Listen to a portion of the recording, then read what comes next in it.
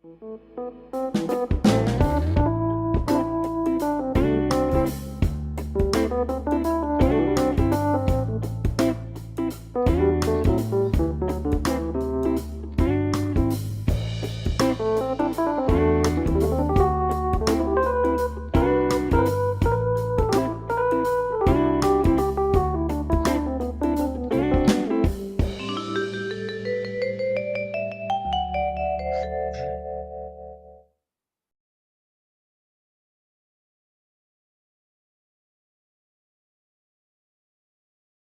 Hi, everybody.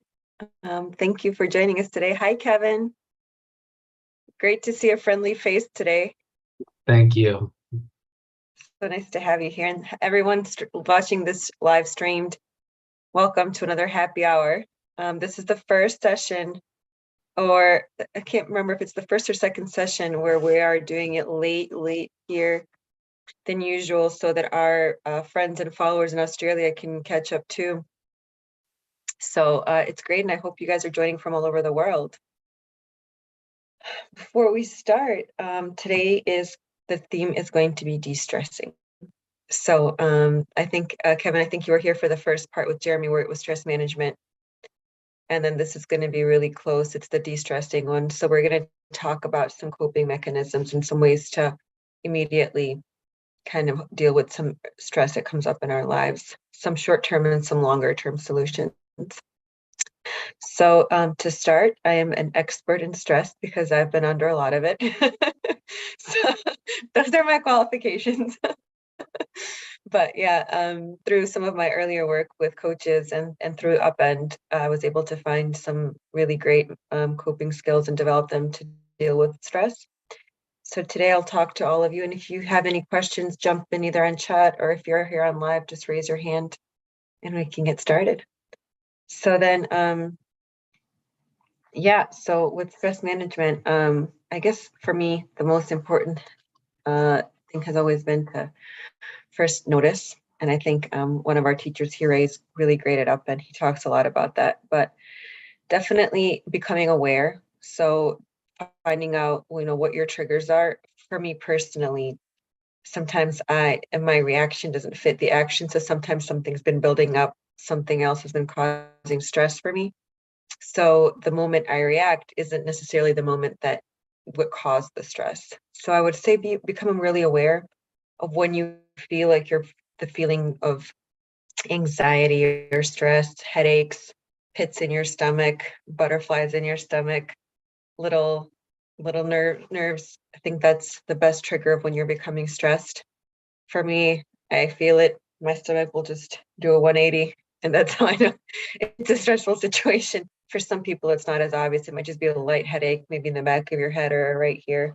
Usually that's a good sign you're becoming under stress.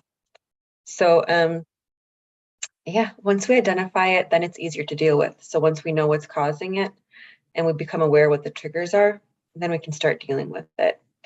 So when I first, if it's a sudden issue, if something really just stressed me out in the moment, something maybe unexpected happened or somebody's reaction or action caused me to feel a certain amount of stress, the first thing I do is dissociate in the moment. So what I do is just focus on my breathing.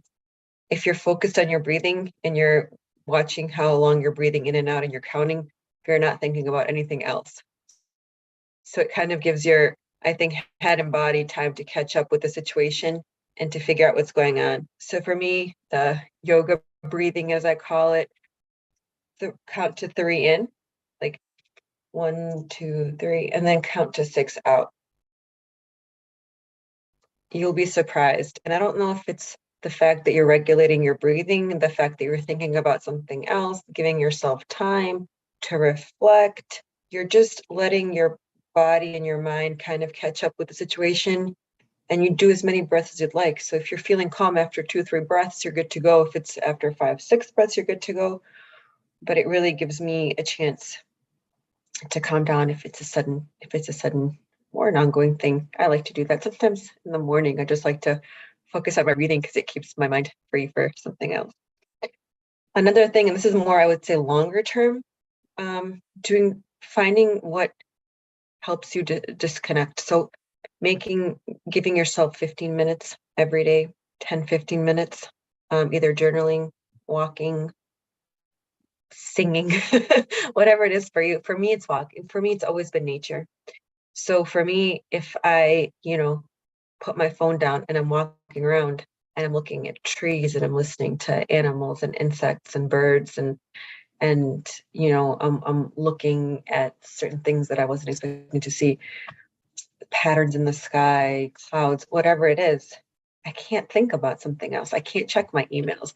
I can't check any texts. I can't, do anything else except be in the moment.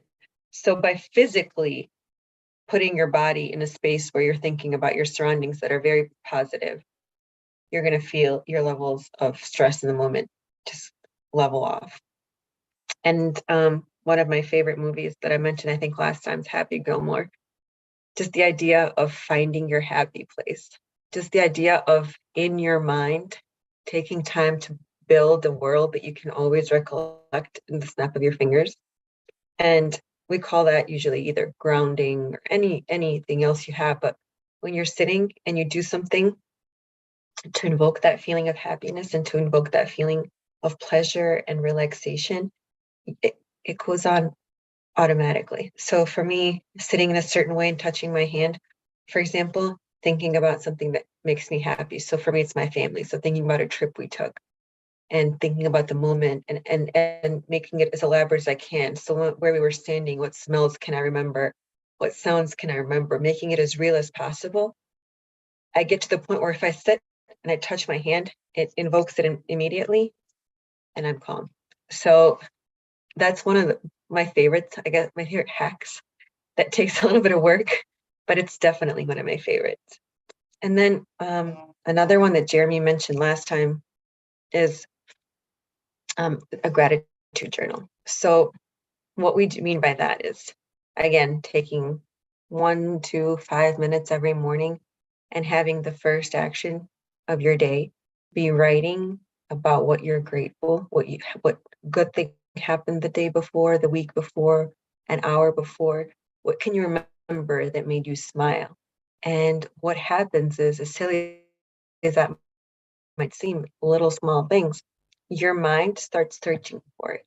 So what happens is, during the day, you start noticing things that you're in a journal about, and your mind just focuses on good things. Because for me personally, and maybe for you guys out there, when it's so easy to remember the bad stuff, it's so easy to get worked up about things that make you annoyed, irritated, sad, lonely, depressed, any feeling. You remember those things. You remember the bad, and then you amplify it because you think about it over and over, and it sticks with you, and your brain keeps focusing on it because you're letting it.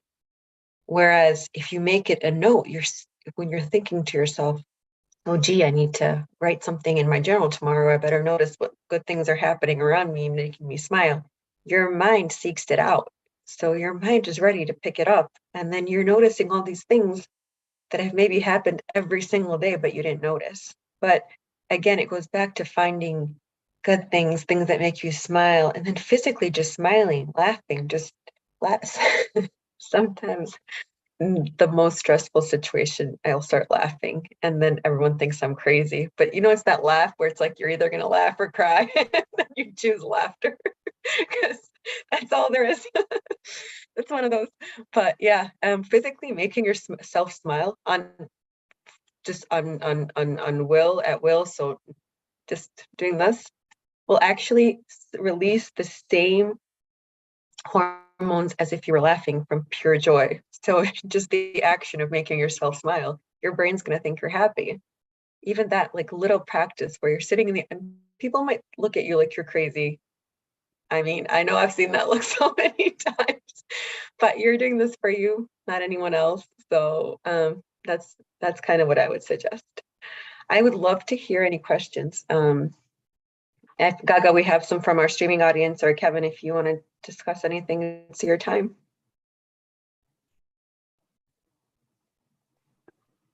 Well, that's one of the things that I like to do to de-stress in the morning is take my dog for a walk, and I don't bring my phone or anything like that. And lately my wife's been doing it, and I've been doing it on the weekends, and I notice how much more stress I have on the weekdays now that I'm not doing the dog walk in the morning, and then on the weekends I feel so much more um, calm and patient. I just have noticed that recently, so I need to find something else to, maybe I'll do the gratitude journal on the weekdays. Yeah, I would say, I mean, you could just take a walk by yourself too. I mean, I know you might not, I know it's not as fun. I know Yeah. for me, it's not, and maybe it's also not as safe, I would say. I mean, of course, it's easier if you're not with your phone and you know, maybe by yourself. I understand why you would hesitate because it's always safety first. But yeah, even if it's, I don't know, during a break or something during the day, just taking 10 minutes out. For me, it's not even so much walking. Of course, physical exercise of any kind is great, but just even feeling like the sunlight on my skin or on my face, just, I don't know what it just, it just does something. So, yeah. But I would love to, because you're on a lot of our calls and I love seeing you on all of them. You're one of our most dedicated community members. But I would love for you to update us on the gratitude journal and how Okay. it goes. Yeah, All right. I would love to just give it like a week and I would love to know, if you're noticing good things happening around you. Okay. Yeah. Yeah. We have a question um from our streaming audience. It's how to stop reacting harsh towards others. Okay. Great question. So I like to call and I like to call this the pressure cooker effect. So I think what happens is when you're stuck in a pressure cooker, if you're stuck in a place where stress keeps getting added on and added on and added on, you are on reflex survival mode and you're not taking time to kind of think and feel and notice and understand. You are just in survival reactive mode. So, you come home and there's an unexpected bill, medical bill. And then, I don't know, your girlfriend says she wants to break up, or your boyfriend wants to break up, or your kids did something, or your car broke. It's just all these things that happen. And then your neighbor comes over and tells you he cut a bush of your favorite roses, right? In a normal situation, you would say, well, that sucks. That was my favorite bush of roses. And, we'll have to figure out how we're going to fix it. But if this is the 10th thing during the day that's happened to you and you're done, you're probably just going to yell at your neighbor. And it's probably not going to be the reaction that they want to hear or you want to hear because it's not what your normal, you know, template of behavior is. But the pressure cooker effect is you aren't realizing it and you're just kind of trying to find a vent for all this frustration to go out of this little small hole and everything's going to come out of that little small hole at a very high speed. The only way to do that is to either lower the temperature inside or open the lid. And what I mean by that is by opening the lid is finding different ways to release stress. So many different tiny holes. So like Kevin said, maybe in like having a walk and doing the gratitude journal and doing mindfulness and doing meditation and doing any physical exercises and reaching out to someone and talking to someone. So by having 5, 6 different ways to deal with stress, you're getting rid of the pressure cooker effect and then preventing it. So figuring out what's causing it, how to deal with it, how to prevent it. So it's kind of a twofold effect. I think we've all been in that situation where unfortunately the person that receives the brunt of your dissatisfaction wasn't necessarily the person who caused it. So I think, it goes, I will just say, and you can ask my husband, apologies go a long way.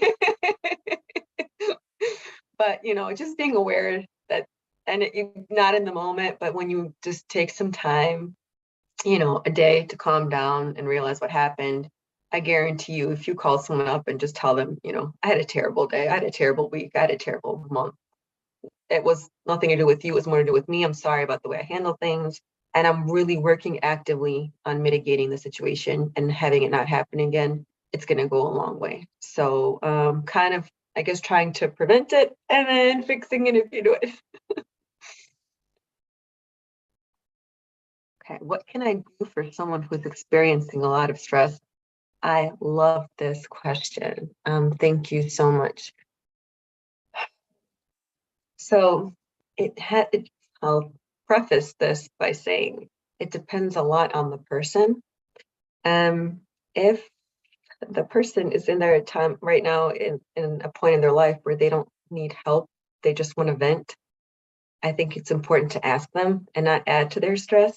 So I think a lot of us have had friends, family members, someone in our life, when you're venting to them about what's going on and you just want to get it all out. You want to have the pressure cooker effect of just getting it all out, kind of, punching another hole through and getting it all out. They give you advice. And it's not, ill-intentioned, it's just unsolicited. And then they start telling you things you already know, but that's not the point. And then it makes you even more mad because you're like, I know that. I know all of that. I just want to tell you this and get it off my chest. I don't want to hear anything. So what I started doing after I heard a podcast, I think earlier on this is, and by podcast, it might have been just like a reel on Instagram. I have no idea anymore. But something like when somebody vents to you, ask them, do you need me to listen to you or do you need me to help? Like 10 out of 10 times they'll tell you what they want. And then if they tell you they want help, ask them, what's the best way to help you right now? So do you need, some tools? Do you need some resources? Do you need me to jump in and help you? Do you want me to maybe come home and take care of your kids for a half hour, to help you around the house for a half hour while you go do something for yourself? To me, when I was after lockdown and COVID and being, a 24/7 chef, mom, nurse, doctor, banker, I don't know, wife, everything. When my mother-in-law and my mom would offer to take our kids, have, them spend the night at their house or do something, it was a godsend. Like it would just help me reset. It would help me get back to factory settings because I could take time just for myself and not worry about 10 different things. And I could do all the things that help me manage my stress. So to your point, I would just say, ask the person you want to help, what is the best way to help them? And if they don't know, then you can offer time, resources, an ear, whatever they need to help them. Anyone else have any questions?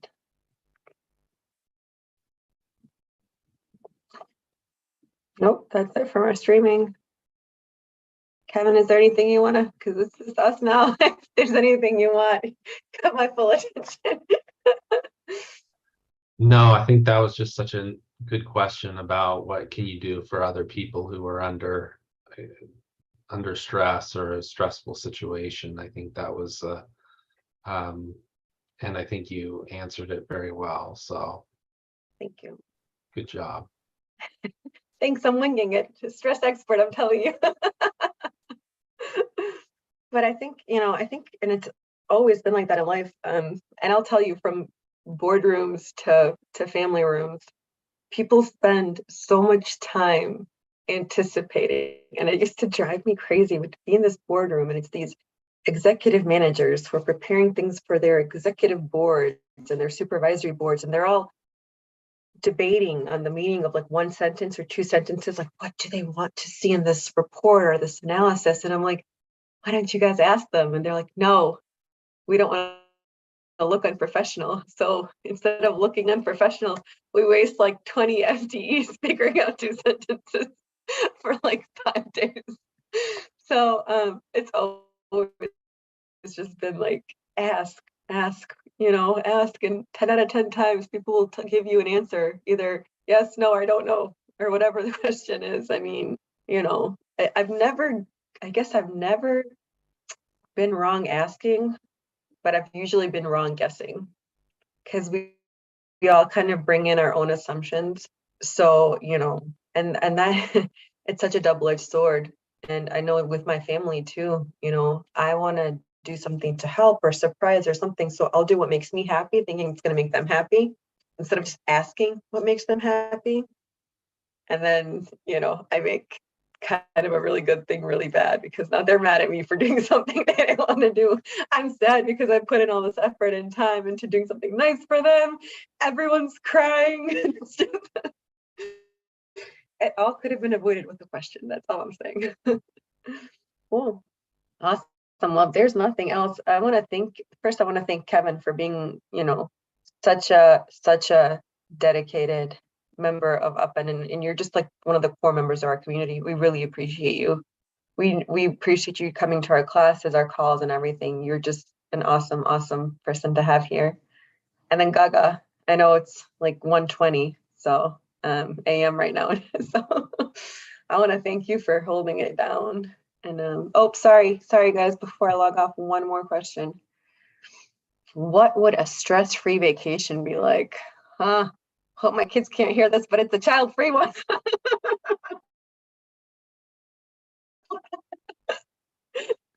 So I think it depends on people and like what their preferences are.